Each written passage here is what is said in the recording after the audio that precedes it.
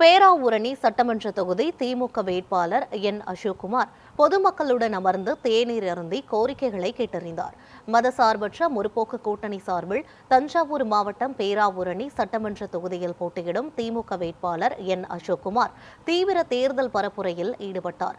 வாக்கு சேகரிப்பிற்காக செங்கமங்கலம் பகுதிக்கு சென்ற அவர் அப்பகுதி மக்களுடன் தரையில் அமர்ந்து தேநீர் அருந்தி அவர்களின் கோரிக்கைகள் மற்றும் அடிப்படை பிரச்சினைகளை குறித்து கேட்டறிந்தார்.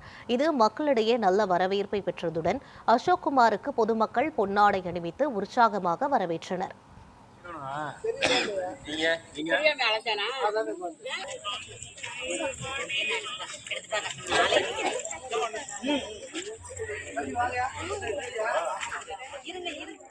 அவர்களுடைய கோரிக்கை என்பது இங்கே ஒரு 15 பேருக்கு இன்னும் பட்டா கொடுத்தது, இன்னும் அதை பிரித்து பட்டாவாக கொடுக்கவில்லை என்று தெரிவித்திருக்கின்றார்கள்.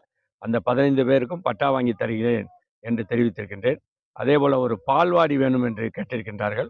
பால்வாடியும் எம் சட்டமன்ற உறுப்பினர் நிதியிலிருந்து உடனடியாக நான் சட்டமன்ற உறுப்பினராக தேர்வு பெற்றவுடன் அதை செய்தருகிறேன் என்று தெரிவித்திருக்கின்றேன்.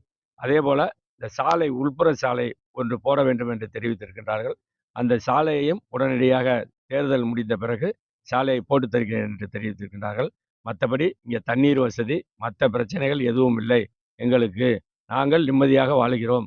எங்கள் பிள்ளைகளுக்கு படிப்பதற்கு பால்வாடி மட்டும் அமைத்தார்கள் என்று தெரிவித்திருக்கின்றார்கள். இது இன்னொன்று என்னன்னா, இங்கே விழிப்புணர்வு மிகுந்த மக்கள் இவர்கள் தங்களுடைய பிள்ளைகளை நன்கு படித்து அவர்களை நல்ல ஒரு உத்தியோகத்துக்கு அனுப்ப வேண்டும் என்பதற்காக தன்னுடைய வாழ்க்கை முழுதும் பிள்ளைகள் நன்கு வாழ்வதற்காக இவர்கள் எல்லாம் உழைத்து கொண்டிருக்கிறார்கள் என்பது மிகப்பெரிய ஒரு சந்தோஷம். நிச்சயமாக இவர்களுக்கெல்லாம் நான் உறுதுணையாக இருப்பேன் என்று தெரிவித்துக் கொள்கின்றேன்.